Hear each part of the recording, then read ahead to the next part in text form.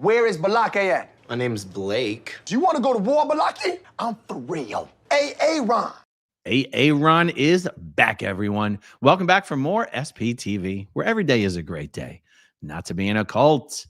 All right, guys, it has been 1 year and 5 days since I was falsely arrested by corrupt LAPD officer Timmy Tallman and his funky bunch.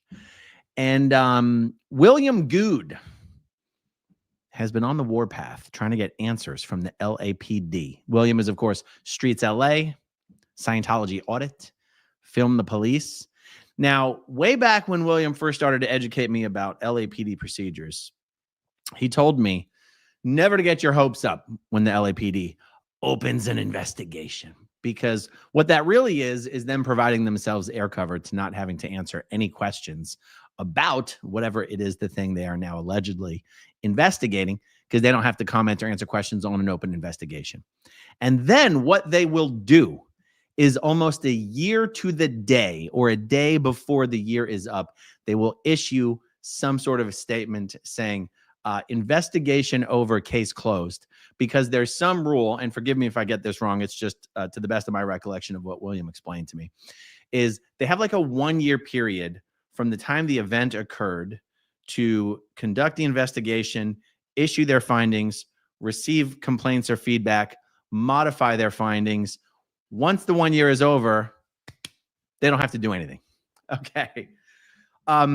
William has been telling me for the last year that he's been waiting for the LAPD to finally get its new permanent chief. I guess they had an acting or a temporary chief for a while, and he said, no point trying to get any questions answered while there's an acting or temporary chief. Let's wait for a new chief and we'll get some questions answered about, you know, what the hell happened and what can be done about it, who can be held accountable. The LAPD did exactly what William said they were going to do. Let me share this with you guys. And okay. Jim McDonnell is the new chief of police. I think he was appointed mid to late November, so relatively new in the job. You can see this letter is about a week old. Okay. And it's in response to some report that William himself filed. Dear Mr. Good, the department completed the investigation into your complaint regarding the conduct of employees of the Los Angeles Police Department that was reported on January 19th, 2024.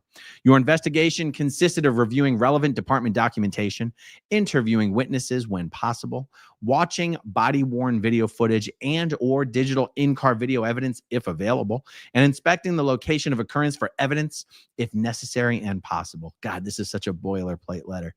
The investigation has gone through several levels of review prior to final adjudication. Your allegation that employees inappropriately handcuffed a detainee has been classified as unfounded, which means that the investigation determined the allegations did not occur as you described. I love that it's all based on a quote unquote description when there's like, 20 different video feeds of the events. Although the resolution may not be to your satisfaction, we appreciate you for bringing this matter to our attention. It is the goal of the LAPD to provide the highest level of quality service to every member of the community. Should you have any questions regarding this matter, please contact Sergeant Andrew Chow at phone number, respectfully, Jim McDonnell, Chief of Police.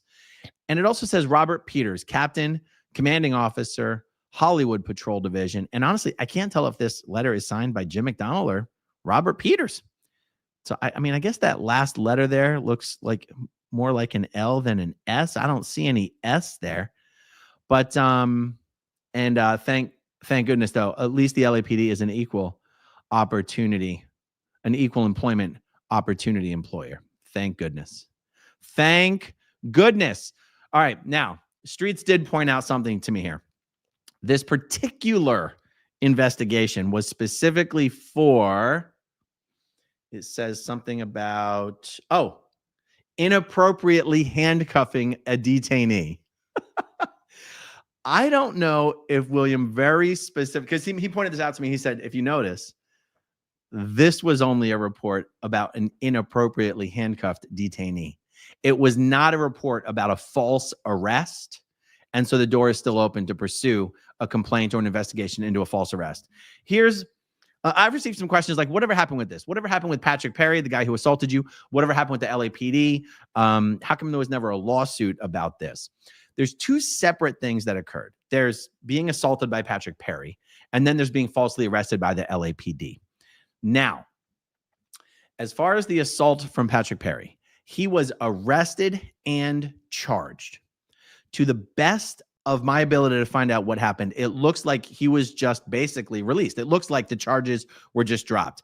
I was never informed by anyone from the LAPD or the prosecutor, the district attorney, or anything. Never. Was never given one word, nothing about what happened with Patrick Perry. And it was from Streets digging into it that he says it looks like the charges were just dropped, but it's still not even crystal clear what happened. Now, of course, I didn't follow up with a civil lawsuit against Patrick Perry.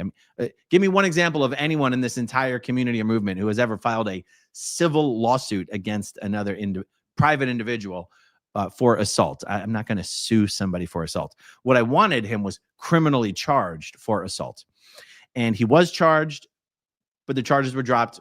He was never convicted of that assault. As far as suing the LAPD, I very, very much tried to sue the LAPD. I signed up with one of the most prestigious law firms in the country, a law firm that already has a long history of going after the LAPD, a law firm that's also been involved in Scientology litigation. And at first, it was like very mild interest, not strong interest. And then they saw the videos and they were like, oh, shit, this is amazing. This is like open and shut. And then I can only go by what they told me, and I believe them. I think they're straight shooters. I think they're straight up folks over there. They said, as far as the false arrest, without a doubt, they said the problem in moving forward with a lawsuit on this is it would be almost impossible to actually prove damages. And without being able to prove damages, there's no point moving forward with a lawsuit. Now, because these law firms work on contingency, it's not your call whether you move forward with a lawsuit. It's the law firm's call. It's the law firm's call. They're the ones shouldering the expense for the litigation, and they only get paid if they win. So it was almost like, yeah, we would win, but we wouldn't get awarded anything because it'd be impossible to prove damages. And so that's why there was no lawsuit against the LAPD, unfortunately. But what's interesting, and it'll be interesting to see if Streets does think it's wise to move forward, at least with the LAPD itself, as far as getting them to explain themselves or to answer up or anything like that, is, a couple days after the arrest, the LAPD claimed they never arrested me. They said I was just detained for questioning. Now, guys, I'm no law enforcement officer. I'm no attorney. But I feel like being detained for questioning is kind of what happens if, like, the police show up and ask you not to go anywhere until they're done conducting their investigation. I feel like being detained for questioning is like if they pull you over on the side of the road and you're not okay to go until they say so.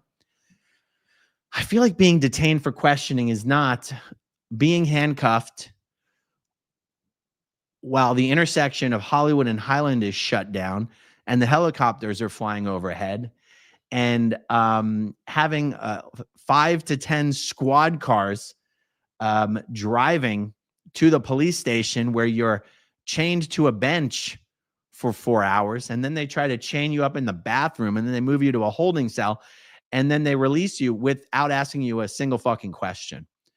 I feel like somewhere in there, I was arrested. I mean, it sure felt like I was arrested. It sure, and also, how do they say you were detained for questioning when they never asked me any fucking questions? So that's weird. And again, it's just something that a law firm is not going to be able to do anything about. And it might be fun to think that the LAPD is going to do something about it, but are they really? I mean, come on. They're not. They are not. But actually, yeah. Check it out. I just remembered I wanted to point out in case everyone missed it. The date of the letter, January 16th, 2025. I was arrested January 18th, 2024. They literally waited 363 days to respond to this letter. I wonder whose job it is at the LAPD. I wonder what that file system looks like. All outstanding complaints and investigations just waiting. In Scientology speak, in Scientology world, they would call it would they call it a timeline? A time machine. They would call it a time machine. Put it on a TM. They would have a file for like every single day of the year. And usually a time machine in Scientology is used for paying bills. So if Treasury gets a bill that's due, they look at the date and they don't really care about paying bills on time. They care about paying them as late as possible. So let's say they're like, okay, we're going to pay this bill. We want to pay this bill when it's 89 days late. And then they'll stick it in the file for that exact day. And every day, I mean, this is the way it was supposed to work in Scientology back in the day. In actual practice, I've never seen anyone actually use a time machine.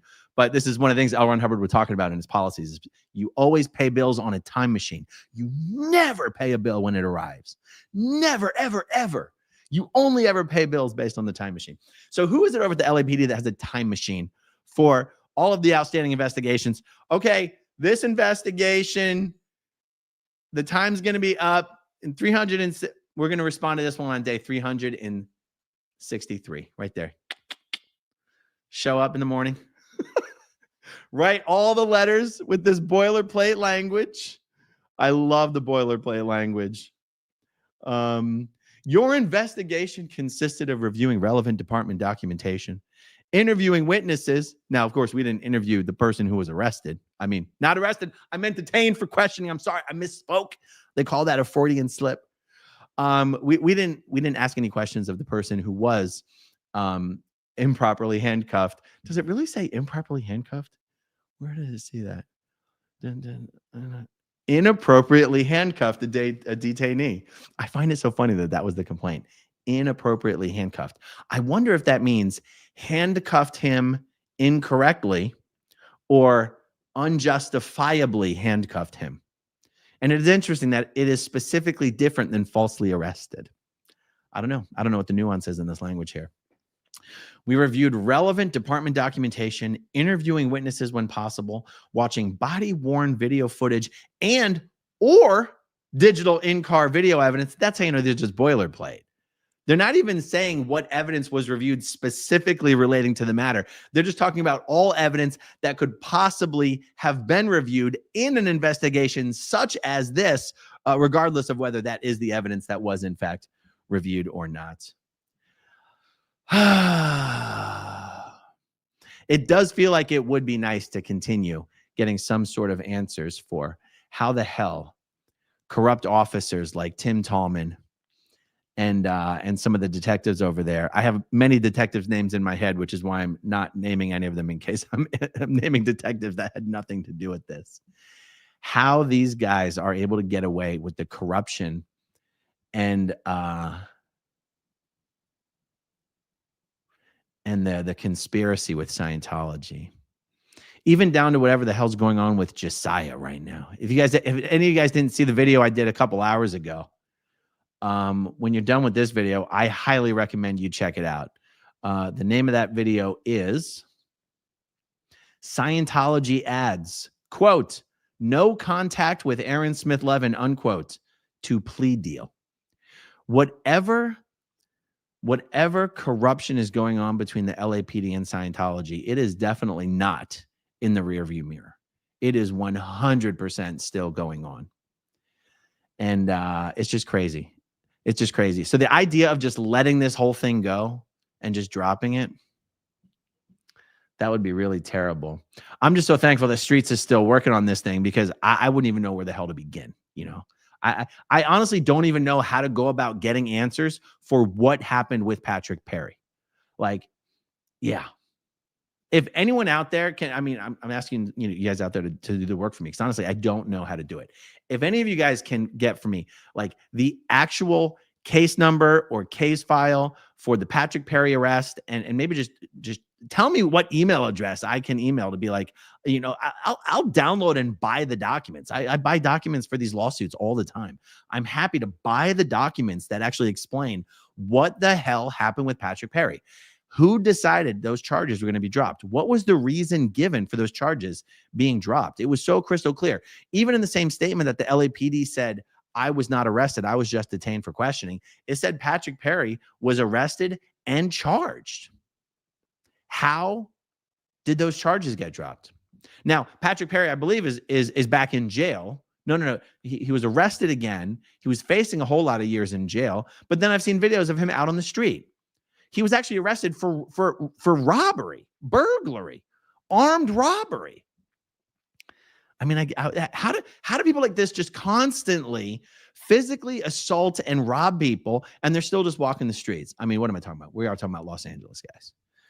We are talking about Los Angeles. All right, this was just a short, quick update. Just wanted to share that with you. Not exactly a huge bombshell reveal here. But anyway, thank you, Streets, for sending this to me and for continuing to work on this. I really appreciate it. All right, guys, that's going to be it for me tonight. 3 videos today, guys. We're back in business. Aaron is back. Great gig in the sky. Thank you for becoming a channel member. As always, thank you, everyone, for hanging out with me. I'll see you tomorrow. Okay, if you want to see my rock and roll songs, click right on this guitar. And if you want to see a different one of my videos,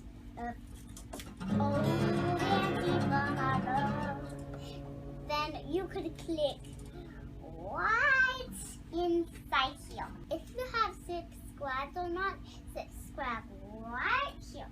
Bye.